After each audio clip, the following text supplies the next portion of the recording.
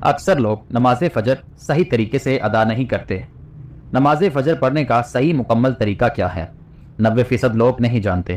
حضور اکرم صلی اللہ علیہ وسلم نے فرمایا، جو لوگ فجر کی نماز غلط پڑھتے ہیں ان کے گھر میں غربت کے ڈھیر لگ جاتے ہیں، وہ کبھی غربت کی دلدل سے نہیں نکل پاتے۔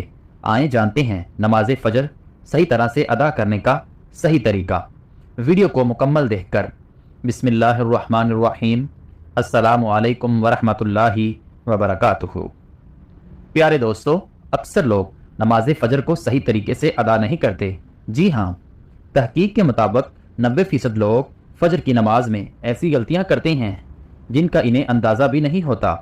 نبی کریم صلی اللہ علیہ وسلم نے فرمایا، جو شخص فجر کی نماز صحیح طریقے سے ادا کرے اس کے تمام پچھلے گناہ معاف کر دیے جاتے ہیں۔ جو فجر کی نماز کو ضائع کرتا ہے یا غلط طریقے سے پڑھتا ہے، اس کے رزق میں تنگی آ جاتی ہے۔ غربت، پریشانی اور محتاجی اس کا پیچھا نہیں چھوڑتی۔ کتنے ہی گھروں میں بے برکتی بے بس فجر کی کوتاہی کی وجہ سے ہے۔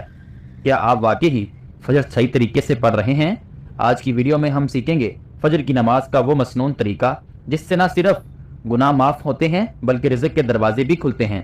اگر آپ چاہیں تو اس انداز میں مکمل ویڈیو اسکرپٹ بھی تیار کر سکتا ہوں جس میں نماز فجر کا مکمل سنت طریقہ، عام غلطیاں اور صلاحی پیغام شامل ہو۔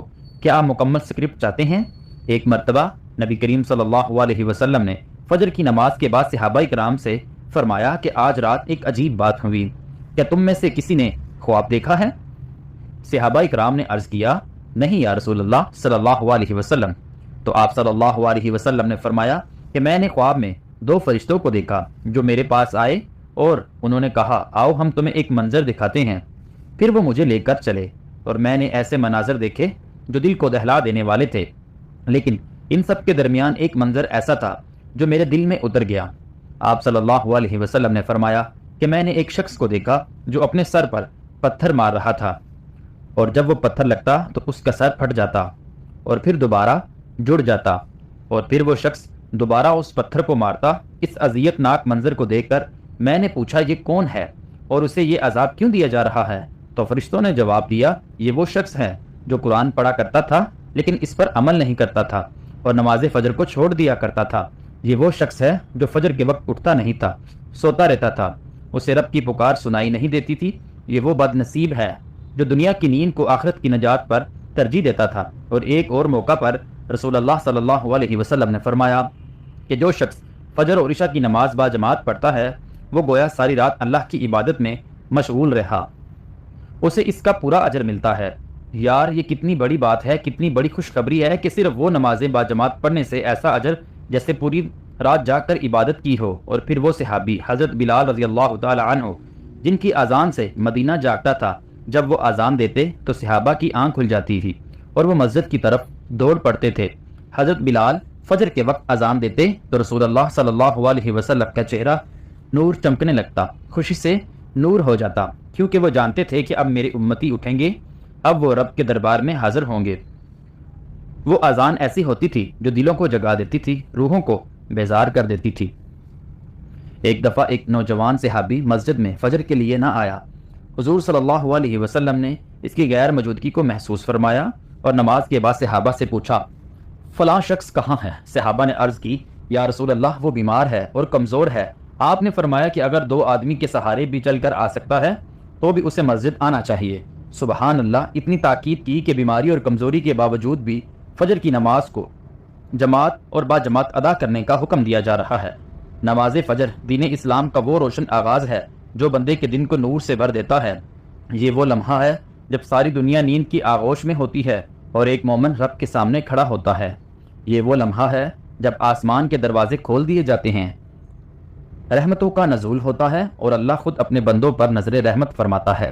رسول اللہ صلی اللہ علیہ وسلم نے فرمایا کہ تمہارے پاس رات اور دن کے فرشتے آتے ہیں اور وہ فجر اور عصر کی نمازوں پر جمع ہوتے ہیں۔ پھر وہ فرشتے جنہوں نے رات تمہارے ساتھ گزاری تھی اوپر چلے جاتے ہیں۔ اللہ تعالیٰ ان سے پوچھتا ہے، حالانکہ وہ خود سب کچھ جانتا ہے، کہ تم نے میرے بندے کو کس حال میں چھوڑا؟ وہ کہتے ہیں، ہم انہیں نماز پڑھتے ہوئے چھوڑ کر آئے اور نماز پڑھتے ہوئے پایا۔ اے لوگو جو فجر کے وقت نیند میں ڈوبے رہتے ہو، تمہاری نیند تمہیں کیا دے سکتی ہے؟ تم کیا چیز پا لیتے ہو جب تم فجر کی نماز چھوڑ دیتے ہو تم اس لمحے کو کھو دیتے ہو جب رب تعالیٰ خود اپنے بندوں کے قریب آتا ہے، جب اس کی رحمت ہر سو پھیلتی ہے اور جب فرشتے تمہارے اعمال لے کر اس کے حضور پیش ہوتے ہیں۔ فجر کی نماز کا صحیح طریقہ سیکھنا ہر مسلمان پر فرض ہے، کیونکہ یہی وہ نماز ہے جس سے دن کی ابتدا ہوتی ہے، یہی وہ نماز ہے جس سے بندہ اپنے رب کے سامنے حاضر ہو کر گویا یہ کہتا ہے کہ یا اللہ، میں نے ساری رات سو کر گزار دی لیکن اب میں حاضر ہوں تاکہ تیرا حکم بجا لاؤں۔ نماز فجر کی 2 رکعت سنتیں ایسی ہیں جن کے بارے میں رسول اللہ صلی اللہ علیہ وسلم نے فرمایا کہ ان 2 رکعتوں کی فضیلت دنیا اور دنیا میں جو کچھ ہے سب سے بہتر ہے۔ ان 2 رکعتوں کی حفاظت نبی کریم صلی اللہ علیہ وسلم خود بھی فرماتے ہیں اور دوسروں کو بھی تلقین فرماتے، حتیٰ کہ سفر میں بھی انہیں ترک نہ فرماتے۔ نماز فجر کی فرض نماز کی نیت یوں کی جاتی ہے کہ دل میں یہ ارادہ ہو کہ میں اللہ کے لیے 2 رکعت نماز فجر ادا کرتا ہوں۔ نماز کا آغاز تکبیر تحریمہ سے ہوتا ہے، یعنی اللہ اکبر کہہ کر دونوں ہاتھ کندھوں یا کانوں تک اٹھا کر سینے پر باندھ رکھ دیے، پھر ثنا یعنی سبحانک اللہم و بحمدک پڑھی جاتی ہے۔ اس کے بعد سورۃ فاتحہ پڑھی جاتی ہے جو ہر رکعت میں فرض ہے۔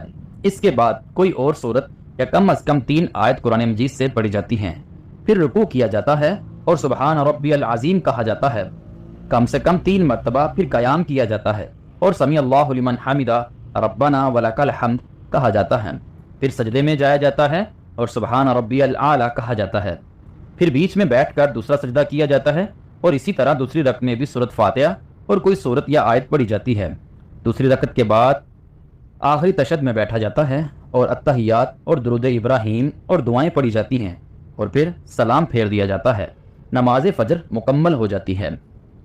یاد رکھو کہ نماز فجر کے لیے بر وقت اٹھنا ایک جہاد سے کم نہیں، لیکن جو لوگ اس جہاد میں کامیاب ہوتے ہیں وہ اللہ کے محبوب بندے بن جاتے ہیں۔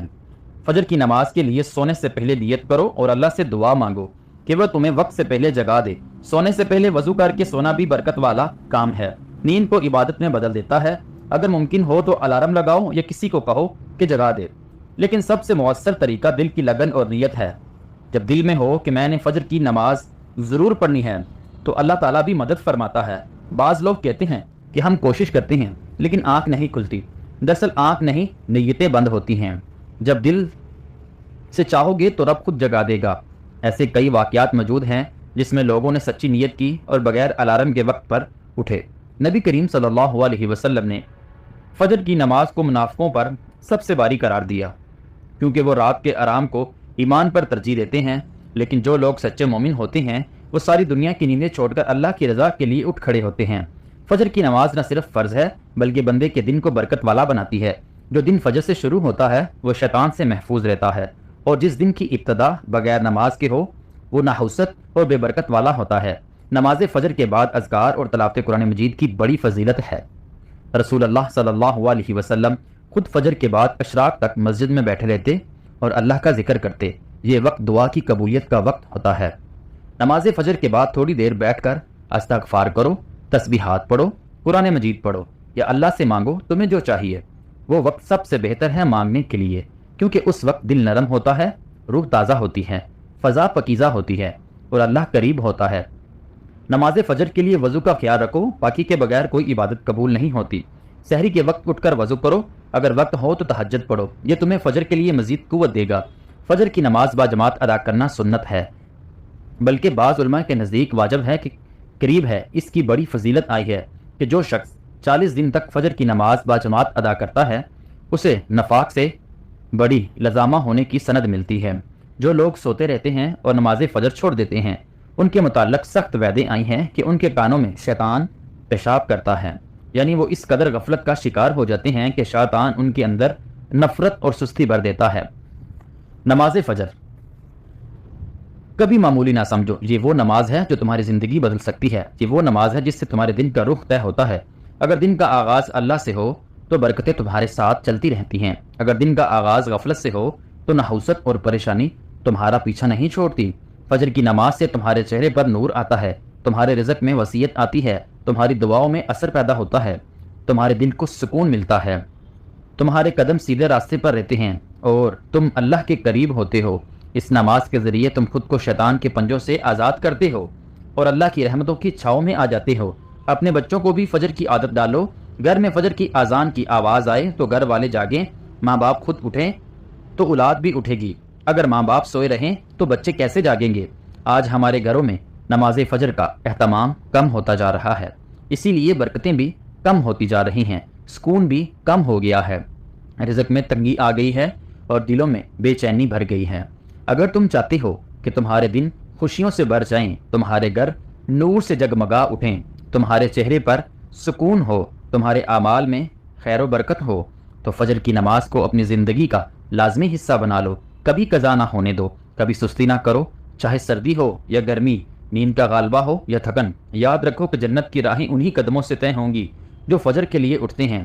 دعا ہے کہ اللہ رب العزت ہم سب کو 5 وقت کی نماز با جماعت ادا اور صحیح طریقے سے ادا کرنے کی طاقت اور توفیق عطا کرے، آمین ثم آمین۔ پیارے دوستو، اگر ویڈیو اچھی لگی ہو تو لائک کریں اور چینل کو سبسکرائب کریں۔